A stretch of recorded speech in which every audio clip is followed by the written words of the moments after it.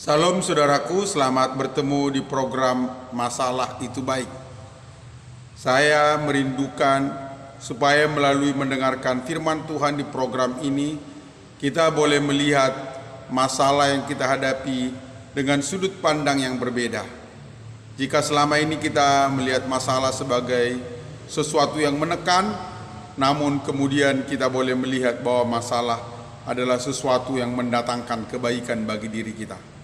Sebelum kita membicarakan kebenaran firman Tuhan, terlebih dahulu kita berdoa. Tuhanku Yesus, terima kasih Tuhan. Dalam kehidupan kami ini, banyaklah masalah yang kami hadapi. Tuhan Yesus, hamba-Mu datang kepadamu memohon ya Tuhan. Biarlah kami boleh melihat masalah dengan sudut pandang yang berbeda. Masalah bukan lagi beban, bukan lagi sesuatu yang menekan, bukan sesuatu problem, tetapi kami boleh melihat bahwa masalah adalah alat Tuhan untuk menegur dan memperbaiki kami supaya kami bertobat. Terima kasih Tuhan, dalam nama Tuhan Yesus kami berdoa. Amin. Saudaraku, kebenaran firman Tuhan yang kita mau pelajari pada hari ini adalah dari 2 Tawarik 32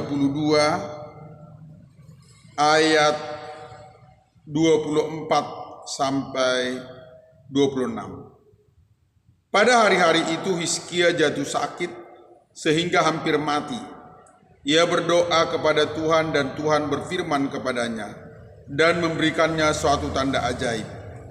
Tetapi Hizkia tidak berterima kasih atas kebaikan yang ditunjukkan kepadanya, karena ia menjadi angkuh sehingga ia dan Yehuda dan Yerusalem ditimpa murka. Tetapi ia sadar akan keangkuhannya itu dan merendahkan diri bersama-sama dengan penduduk Yerusalem, sehingga murka Tuhan tidak menimpa mereka pada zaman Hizkia. Saudaraku, masalah adalah alat Tuhan untuk membuat kita sadar akan dosa kita. Saudara, sebelum kisah yang kita bacakan tadi, saudara, Tuhan sudah berbuat baik kepada Hizkia melalui kesembuhan penyakit yang dialaminya. Namun saudara, Hizkia tidak bersyukur atas kesembuhan itu. Dia mungkin ada meminum suatu obat atau bagaimana, sehingga dia merasa bahwa kesembuhan yang dialaminya adalah karena temuan obat atau apapun itu, dan itulah yang dibanggakannya, bukan karena campur tangan Tuhan yang ajaib. Dan hal itu membuat Tuhan murka kepada Hizkia. Masalah yang menimpa Hizkia karena murka Tuhan membuat dia sadar, ya, membuat dia paham, oh, masalah yang kualami ini adalah karena dosaku. Ya, saudara, hidup kita ini pastilah menghadapi berbagai macam permasalahan. Salah satu dari tujuan permasalahan itu adalah supaya kita sadar akan dosa kita. Seringkali ketika kita mengalami masalah, Tuhan mengingatkan, masalah ini kamu alami karena ini, karena kesalahan kita sendiri. Dan kita harus bersyukur, saudara.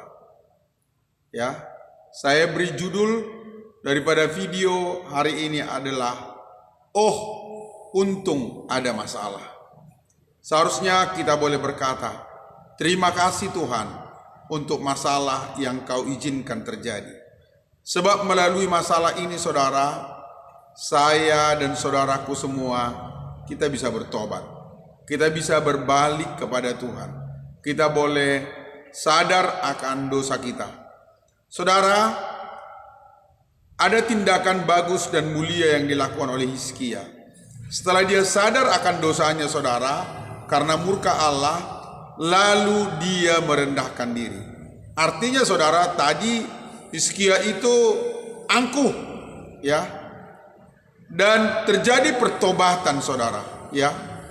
Pertobatan yang membuat Tuhan berkenan kepada Hizkia. dan tidak lagi murka kepada Hizkia.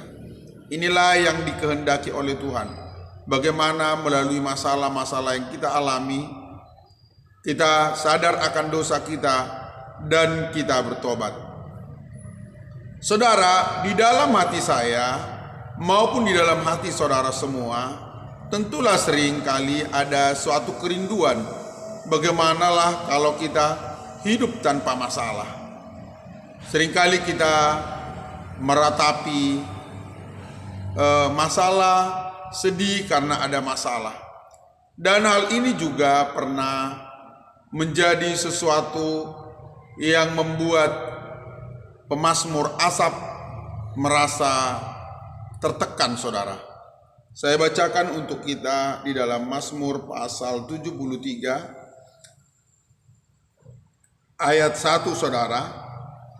Mulai, Mazmur Asaf, sesungguhnya Allah itu baik bagi mereka yang tulus hatinya, bagi mereka yang bersih hatinya. Tetapi aku sedikit lagi maka kakiku terpleset, nyaris aku tergelincir. Sebab aku cemburu kepada pembual-pembual, kalau aku melihat kemujuran orang-orang fasik. Sebab kesakitan tidak ada pada mereka, sehat dan gebuk tubuh mereka. Mereka tidak mengalami kesusahan manusia, dan mereka tidak kena tulah seperti orang lain. Sebab itu mereka berkalungkan kecongkakan dan berpakaian kekerasan. Karena kegemukan kesalahan mereka menyolok, hati mereka meluap-luap dengan sangkaan. Mereka menyindir dan mengata-ngatai dengan jahatnya. Hal pemerasan dibicarakan mereka dengan tinggi hati. Mereka membuka mulut melawan langit, dan lidah mereka membual di bumi. Sebab itu orang-orang berbalik kepada mereka, mendapatkan mereka seperti air yang berlimpah-limpah. Hati mereka berkata, bagaimana Allah tahu hal itu?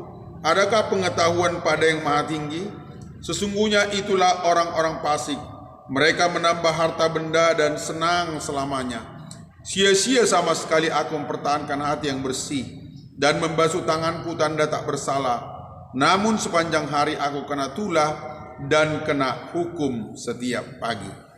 Ya, mungkin pengalaman seperti Asaf juga menjadi perasaan yang timbul dalam diri kita. Kenapa orang-orang jahat, orang-orang yang tidak mengenal Tuhan, mereka berhasil? Mereka dikatakan gemuk, ya. Mereka tidak mengalami kesusahan mereka tidak mengalami kesakitan. Bahkan saudara, mereka tidak kena tulah seperti orang lain. Sebaliknya saudaraku, Asaf, dia mengatakan, aku ini udah berusaha hidup benar, aku ini udah berusaha hidup kudus, ya. Namun sepanjang hari aku kena masalah, kena berbagai macam persoalan, ditimpa oleh berbagai macam kesulitan. Ada suatu kontras yang nyata, saudara. Seorang hamba Tuhan, pemazmur yang sangat terkenal, dia merasa hidupnya kena tulah, ditekan oleh masalah. Sedangkan orang-orang fasik, wah, mereka berhasil. Keberhasilan itu membuat orang-orang datang kepada mereka. Orang-orang mengagung-agungkan mereka. Orang-orang memuji-muji mereka. Mungkin Asaf justru mengalami sebaliknya. Dia mengalami tekanan, dia mengalami hujatan, dia disalahkan, dia dipersoalkan. Oh, betapa berat. Saudaraku, bahkan orang-orang fasik dikatakan ayat 8. Mereka menyindir dan mengata-ngatai dengan jahatnya. Siapa yang disindir? Siapa yang dikata-katai? Oh, mungkin Asaf yang disindir dan dikata-katai. Kalau bukan Asaf, bagaimana Asaf bisa menulisnya? Dan inilah pergumulan Asaf, saudara. Namun saudara, ternyata pergumulan dan masalah itu adalah cara Tuhan untuk membuat Asaf menjadi orang yang kudus, orang yang bersih dari dosa. Setiap satu kesalahan ditegur, dipersoalkan oleh Tuhan. Saudaraku, saya juga merenungkan sebelum memahami kebenaran ini saudara seringkali bertanya, Tuhan, kenapa orang-orang yang kulihat nggak benar hidupnya, namun berhasil, berkembang, sukses, berbunga, berbuah kelihatannya. Sedangkan kita yang udah bergumul, berdoa, berjuang, namun seperti jalan di tempat, seperti begitu banyak persoalan. Dari keadaan-keadaan itu saudara, saat merenungkan firman Tuhan dan sujud di hadapan Tuhan, saya tahu Tuhan sedang mendidik saya menjadi serupa dengan Tuhan Yesus. Di dalam diri saya banyak hal jahat, banyak hal yang tidak benar, dan melalui masalah-masalah inilah Tuhan mau menegur saya. Tuhan mau mengubahkan hidup saya. Tuhan mau mendidik saya.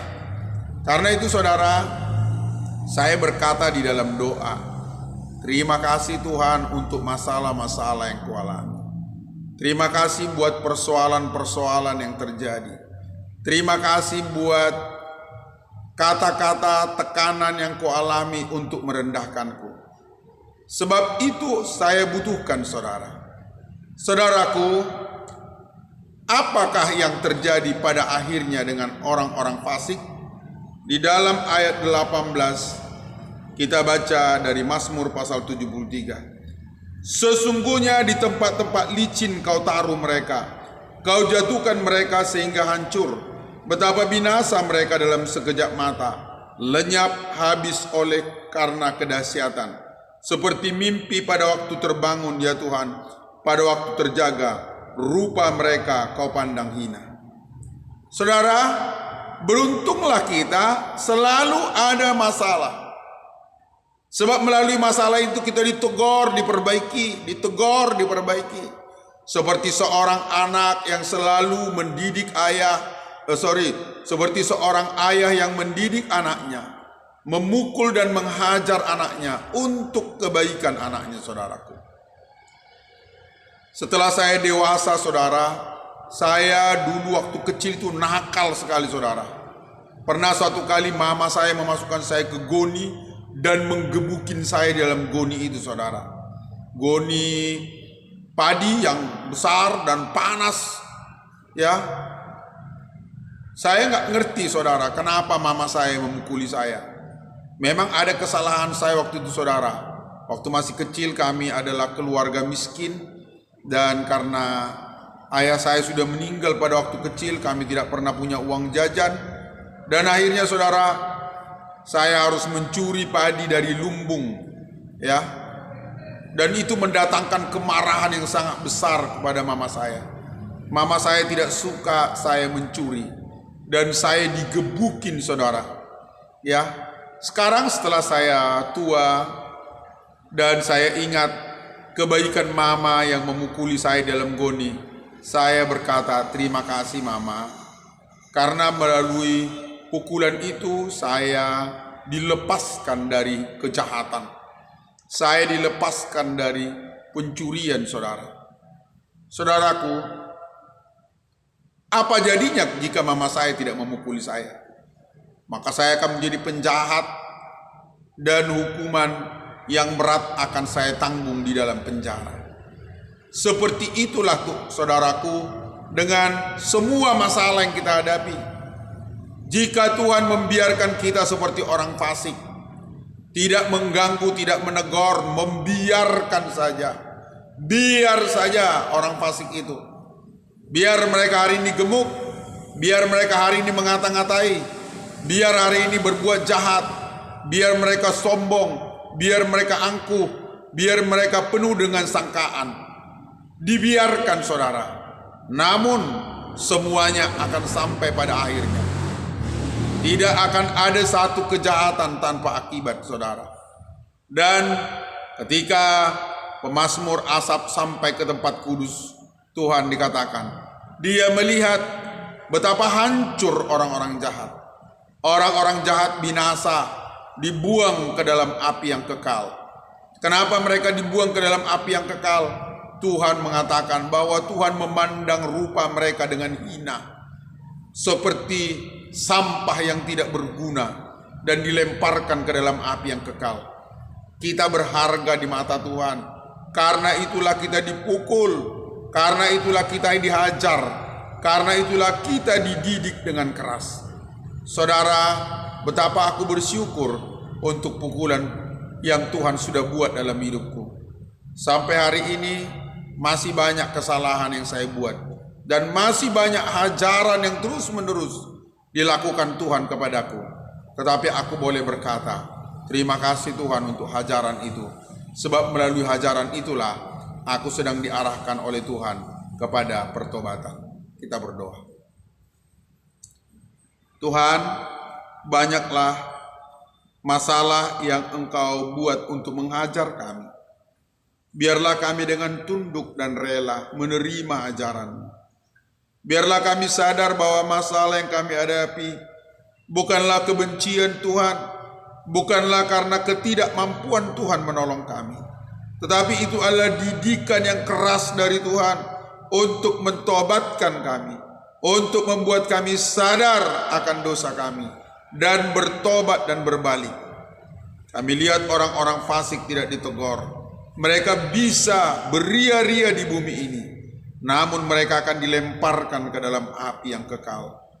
Terima kasih Tuhan untuk masalah yang kami hadapi, yang kami alami.